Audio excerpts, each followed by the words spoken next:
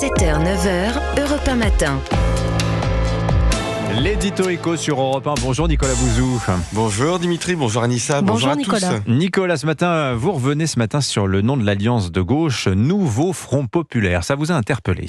Ah oui, alors bon, écoutez, je passe sur le fait que Léon Blum était juif et qu'il est difficile de penser qu'il aurait accepté une alliance avec un parti dont 92% des Français juifs considèrent qu'il fait monter l'antisémitisme. C'était un sondage IFOP pour Le Point. Mais bon, parlons du fond. Le Front Populaire avait été originellement constitué dans un environnement économique très particulier.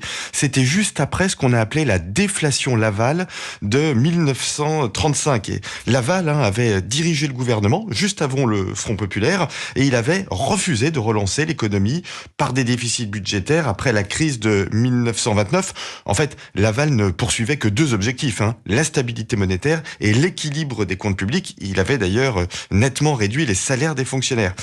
Nous sortons aujourd'hui à l'inverse d'une période d'explosion de l'endettement public pour lutter contre les effets économiques du Covid et la crise énergétique, et puis parce que les finances publiques n'ont pas été correctement gérées.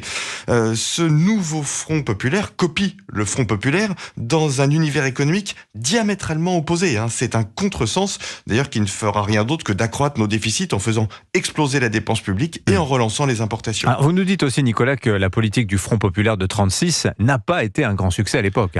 Ouais, il faudrait relire les mémoires de Raymond Aron ou de l'économiste Robert Marjolin qui avait conseillé Blum avant de le quitter en 1936, justement.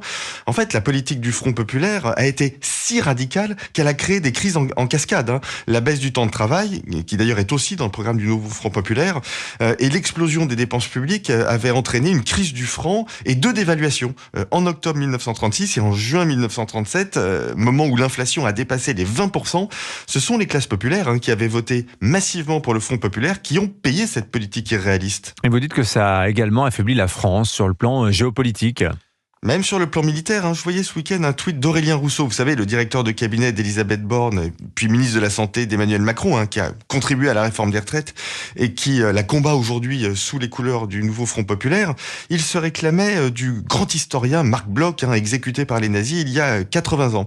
Mais s'il lisait véritablement Marc Bloch, il y apprendrait que dans son livre L'étrange défaite, il évoque dans la débâcle de 1940 la responsabilité secondaire mais réelle de la baisse du temps de travail du Front Populaire en 1936, son impact sur la faiblesse de l'industrie militaire française. Et Marc Bloch de conclure, je cite, ouvrez les guillemets, la tentative du Front Populaire succomba avant tout devant les folies de ses partisans ou qui affectaient de l'être. À méditer.